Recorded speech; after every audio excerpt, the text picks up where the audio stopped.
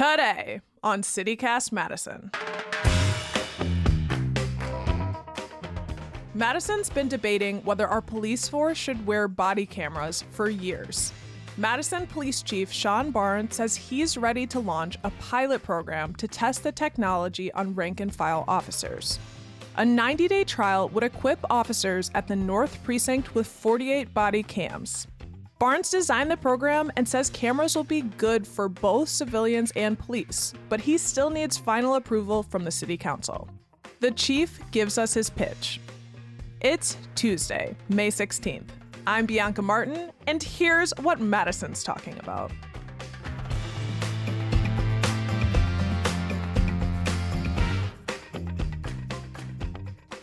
Chief Barnes, hello. Hi, Bianca. How are you? I'm doing well. Thank you so much for joining us. All right. Thank you for having me. Of course. So you've called body cams for Madison's Police Department a must. Why is that? I think it's a must because when you think about what police officers do on a daily basis, we need to be able to have some accountability, not only for our officers, but the way in which we treat people, which is a big part of this job. I think that most police departments have adopted this tool. Most police officers have approved it, and that was not always the case. So I've been involved with the body-worn camera program since 2012, 2 years before Mike Brown and Ferguson, which was 2014, when then my chief, Ken Miller, brought us in and said, hey, I think I want to pilot body-worn cameras. And I was one of those who were in the room with my arms folded and my lips turned to the side going, we're not going to do this. I don't want to do this. You know, we are, the protectors of the community. People should trust us. Why is it necessary to add this undue level of scrutiny on policing when we're going out doing the right things every day and we put our lives on the line for people? People trust us. And he explained to me that, those who don't understand the past and what accountability really means are doomed to repeat it. And because I was against it, I joined the team to pilot it, and not quickly, but subsequently realized that it's a tool that could really help with transparency, especially around critical incidents, because more information is better than less information. And so you've actually been a part of a pilot over a decade ago. You've seen that process already. Yeah, it was a long time ago. Yeah, we're recognized as the first police agency to give all patrol officers a body-worn camera, and that was in Greensboro, North Carolina in 2012. Mm-hmm. And so when you were hired as Madison's police chief, not too long ago, 2 years ago, were you surprised that the entire force didn't already have body-worn cameras? Well, I was surprised that it was not an implementation plan. I felt that with the technology being so prevalent that we should have been further along than I think we were. I was my understanding that there were calls from the community in 2012 to go to body-worn cameras, and then the police said, "Hey, okay," and then people said, "Wait a minute, no. If they like it, it must be wrong." That was at least the interpretation of some of the people internally. But no, I really think that it shocked me, but not surprisingly though, that there were not body-worn cameras. First of all, I think that the majority of people in our community, they really trust our police department. I think the sentiment of our community is that we're doing well and we do the right thing. And so it wasn't that surprising that we did not have that. Yeah, and I think you're not wrong when you're saying the feeling was kind of like, well, if the police want it, it must not be for me. Like that level of trust wasn't there when these early conversations are happening. It sounds like you're feeling confident that that has shifted. But that's really what this is about, right? Accountability and having the opportunity to have another check on police behavior and also being able to release it to the public. Yeah, I think you're right. I think it is about trust. It's about accountability, but not just for us, right? It's also about the trust for the community as well. Someone who calls in to fill a complaint. Hey, I was on a traffic stop. The officer did not give me my driver's license back. And I got to the airport and I couldn't find it and I couldn't get on my plane. I'm very, very upset. This is poor police practice. How quickly could we look at the a camera and see the officer giving them their license back and the person thinking that it's going in the cup holder, but it actually goes in between the seats. We all make mistakes. And so my point is it's accountability for everyone, not just for us, because there are times, Bianca, unfortunately, where community members don't rise to the level of our expectation as a community either. And it's not going to discriminate between the two. Mhm. And I think that's an important thing to note. Yeah, trust is a two-way street. So, a pilot program to equip some of Madison's police officers with body-worn cameras was approved more than a year ago. Why has this pilot taken so long to get moving? Correct. So you're right and then a little bit wrong. So it wasn't fully approved. It was approved contingent on a policy submitted to the city legal to ensure that we had complied with the body worn camera feasibility committee to the best of our ability. We have since finished that. The policy was with one of my assistant chiefs who decided to retire last year, which kind of set us back a little bit. And I wanted the pilot to go in the summer. So it really wasn't too much of a rush. But now we're at crunch time. We finished the policy. We have worked with Dr. Broderick Turner, who's now at Harvard, Virginia Tech, to help us with the actual pilot project.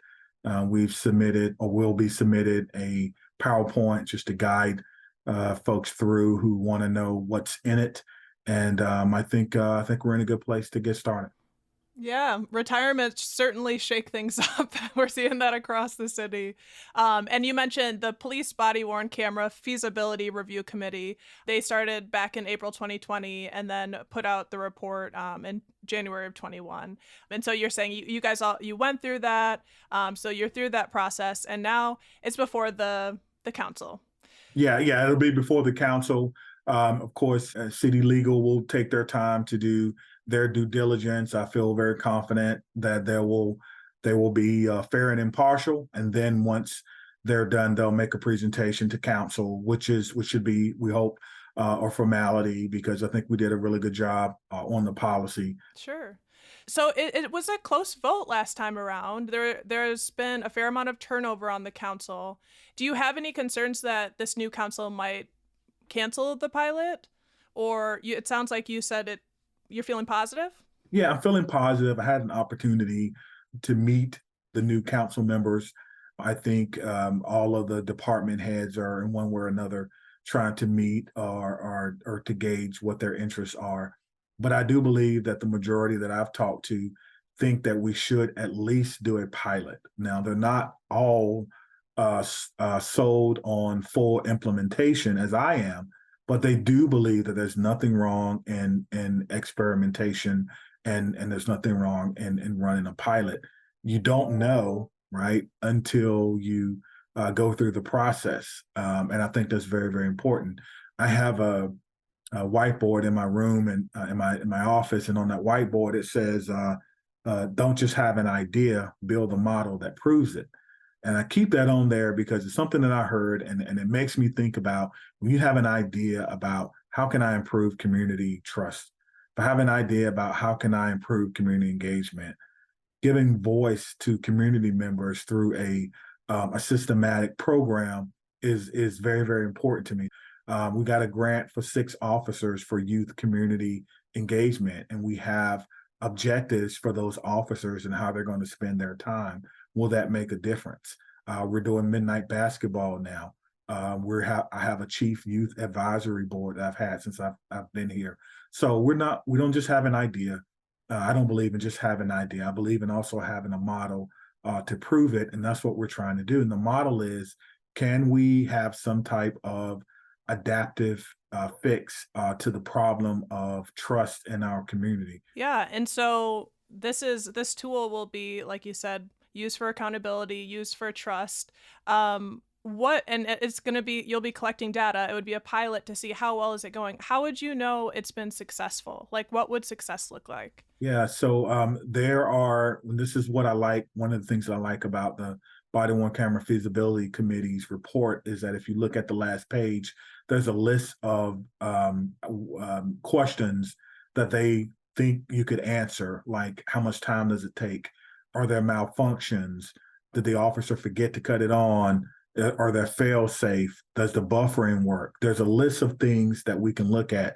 And then there's some things that Dr. Turner put in there that he thinks that we can find out. And so we'll be working together. We'll be determining, how much time does it take to do this? How do people feel?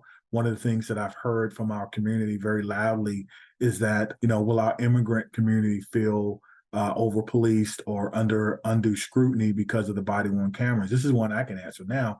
The answer is no. We will not be using body worn cameras to turn over to immigration control agents. We don't do that, and we've never done that. We won't be using body worn cameras to search through and look for people, who may be wanted. We won't. First of all, we don't have time to do that, and then number two, that's not something or a practice that we've ever done. We really don't have what we call a surveillance state here in the Madison Police Department. We won't use it for facial recognition. There's an actual city ordinance against that. So there are a lot of fail safes within it that people need to know Yeah, about. yeah. So if ICE, let's say, requested the footage, you all wouldn't be giving it over. Basically, you wouldn't be required to, and you wouldn't take that practice. And that would be... They would have to go through the same public records requests as anyone else. And so I just don't see that happen it probably wouldn't happen in theory. They don't work that way. So I'm not too worried about that. But again, there will be no voluntary giving of body worn camera footage to ICE for purposes of immigration control. I cannot remember that ever happening.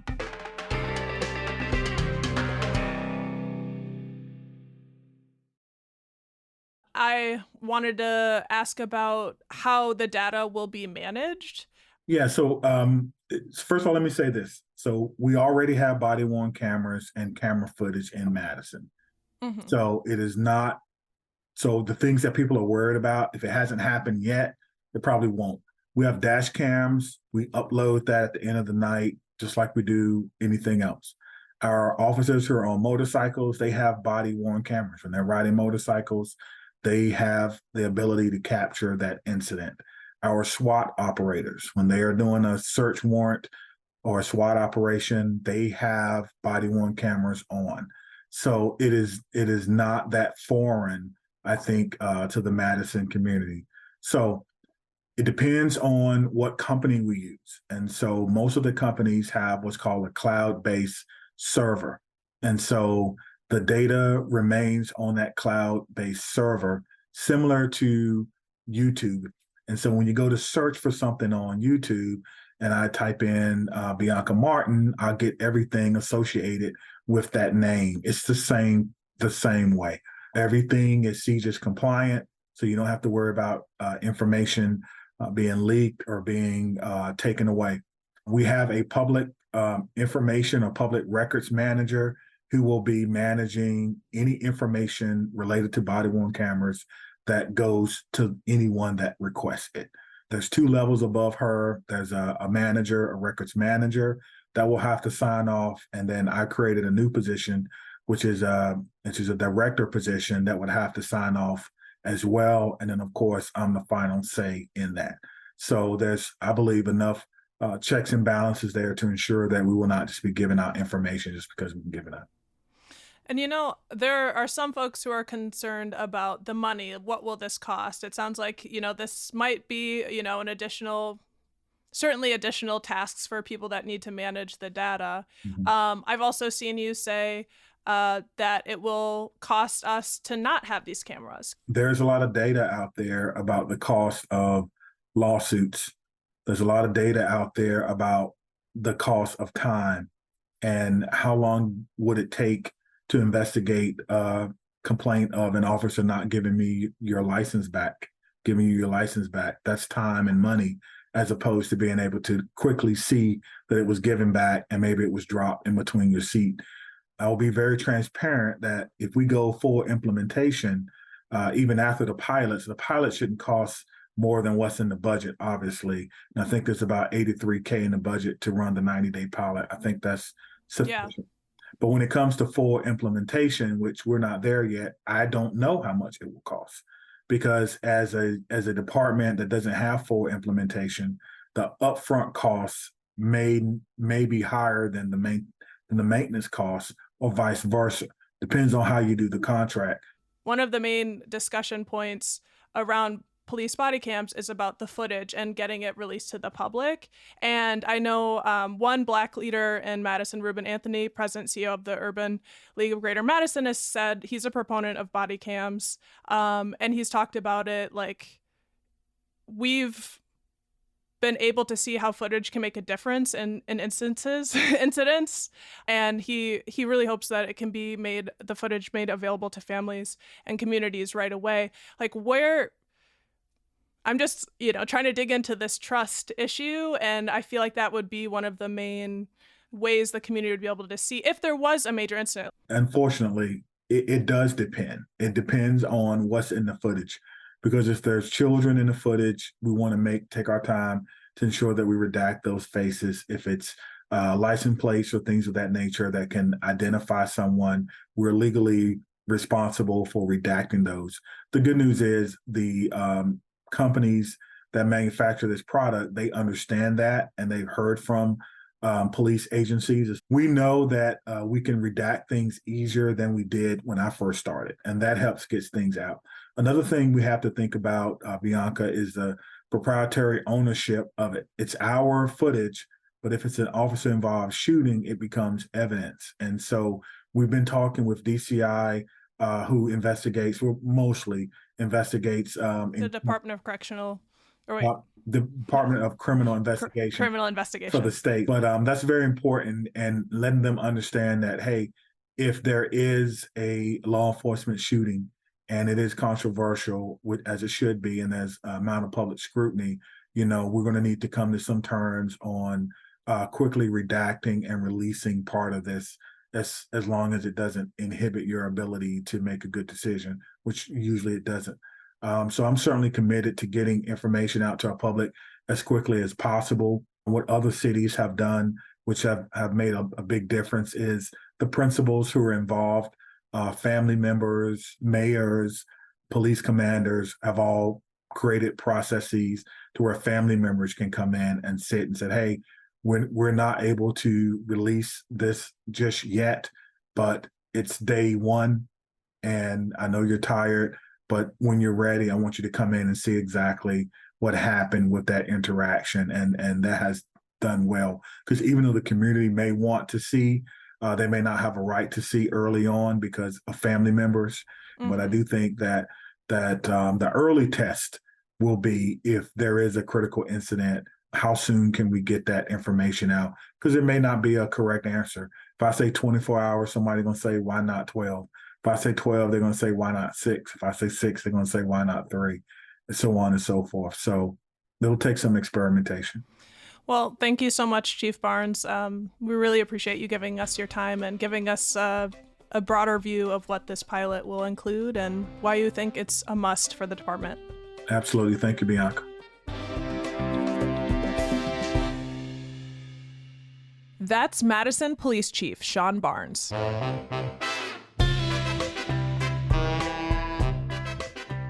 And here's what else Madison's talking about.